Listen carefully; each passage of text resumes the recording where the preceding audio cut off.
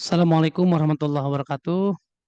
Selamat siang para siswa, bertemu kembali dengan Bapak pada materi bab 3 ya tentang mengelola informasi dalam teks ceramah. Kebetulan 2 minggu yang lalu kita sudah membahas tentang teks nasi, sekarang teks ceramah bagian ke-1 ya. Di antaranya dalam materi ini ada lihat di peta konsep halaman 74. Ada 4 sama 4 KD ya, 4 KD atau kompetensi dasar dan 8 kegiatan di antaranya. Marilah kita mulai. Nah, ini Bapak, berikan sebuah ilustrasi gambar seorang sedang berceramah sambil merokok begitu ya. Sebenarnya tidak boleh, tapi ini hanya gambar ilustrasi saja. Lalu, mari kita mulai dengan pengertian.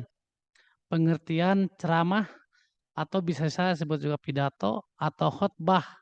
Ini merupakan, penyampaian atau pengungkapan pikiran secara lisan tentang suatu hal di depan khalayak banyak. Artinya kita memberikan informasi atau memberikan penerangan, penjelasan secara, lisan kepada, audien atau dalam bahasa agamanya disebut pada mustami begitu ya, kita sebagai dai-nya begitu. Kita lanjut. Nah, di sini unsur-unsur dalam ceramah. Ceramah akan terbentuk atau disusun, dengan beberapa struktur ya, atau, disusun beberapa komponen struktur tentu.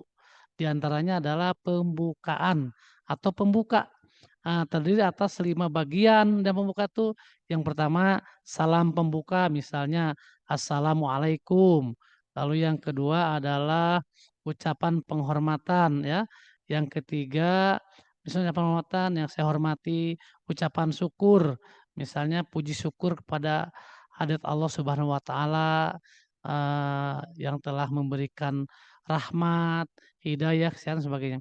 Lalu ucapan terima kasih atas kehadiran para mustami misalnya, dengan ini saya ucapkan terima kasih atas kehadirannya, para bapak dan ibu yang telah hadir dalam misalnya jemaah pengajian sebagainya. Lalu pengenalan tema. Nah, kita sampaikan pada kesempatan yang berbahagia ini, saya akan menyampaikan tentang misalnya memperingati Maulid Nabi. Nah, selanjutnya dalam, struktur ceramah itu adalah isi. Isi ceramah terletak pada tengah-tengah ceramah atau bagian pokok ceramah ya, di antaranya inti dari sesuatu yang akan kita bicarakan. Lalu, yang ketiga adalah penutup, terletak di akhir ceramah serta dari kesimpulan. Nah, makanya kita harus memberikan simpulan ketika kita mengakhiri kegiatan ceramah itu. Lalu kita meminta permohonan maaf apabila ungkapan kita, perkataan kita, itu ada yang kurang, berkenan di hati para bapak ibu atau mustaminya begitu ya, para siswa. Yang ketiga salam penutup. Jadi salam penutup itu, eee, dengan kita akhiri dengan alhamdulillah, lalu assalamualaikum warahmatullahi wabarakatuh. Selanjutnya juga anak-anakku nih, di sini ada kebahasaan teks ceramah. Yang pertama, eee kebahasan teks ceramah ini kalimat persuasif ya. Kalimat persuasif, adalah kalimat yang berisi himbauan atau ajakan secara halus agar pembaca atau pendengar mau atau bersedia mengikuti, sesuatu seperti yang disampaikan oleh penyampai. Seperti kita sebagai, apa namanya, ustad mohon maaf ya, atau kiai, atau guru yang berceramah nanti, apa yang kita sampaikan mudah-mudahan dapat didengar atau diikuti oleh mustami atau audien begitu. Yang kedua adalah bahasanya adalah kata sapaan adalah kata yang digunakan untuk menegur, atau yang kita bicara menegur sapa begitu maksudnya. Orang kedua atau mengganti nama orang ketiga, kata sapaannya misalnya, kalau yang, apa namanya, yang lebih kita hargai, yang lebih tua, bapak-bapak yang saya hormati ya, ibu-ibu sapaannya gitu kan. Kalau, sama adik-adik bisa saja, kita menyampaikan adik-adik yang, bapak banggakan dan sebagainya begitu. Lalu, yang ketiga kata sapaan yang digunakan dalam ceramah bergantung pada pendengarannya ya. pendengarnya pada pendengar misalnya kata bapak, ibu, saudara, hadirin, adik, kakak, atau lain-lain yang memang kata sapaan itu santun gitu ya, sopan ya. Misalnya kepada orang tua kan bapak, ibu, kepada teman ya saudara, kepada halayak banyak hadirin, adik, kakak pada yang di bawah kita, atau rekan-rekan sama kita di antaranya, itu mungkin.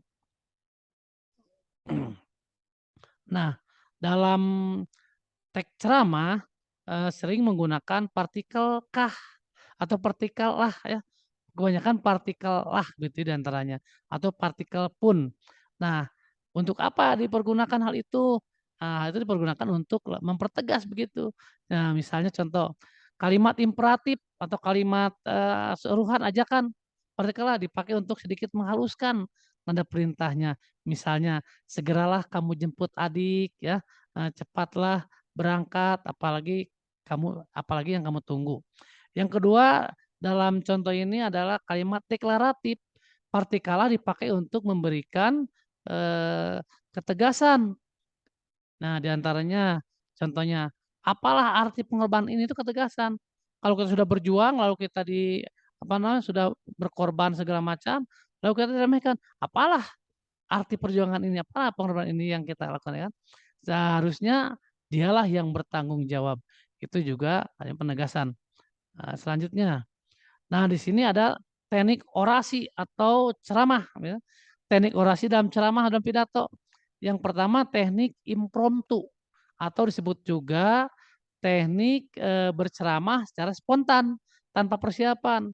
Banyak orang yang sudah terbiasa itu kalau ceramah tanpa persiapan pun tidak akan merasa grogi begitu. Mereka tetap lancar-lancar saja karena mereka sudah biasa, berpidato, berceramah. Yang kedua, teknik menghafal.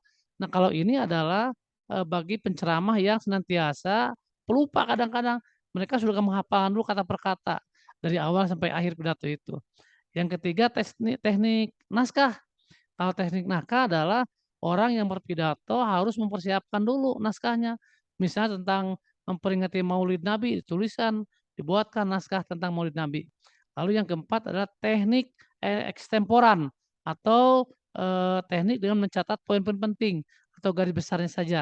Nah, di antaranya juga ini paling banyak digunakan di kita adalah teknik, eee, em ekstemporan dan teknik impromptu yang sudah terbiasa berceramah.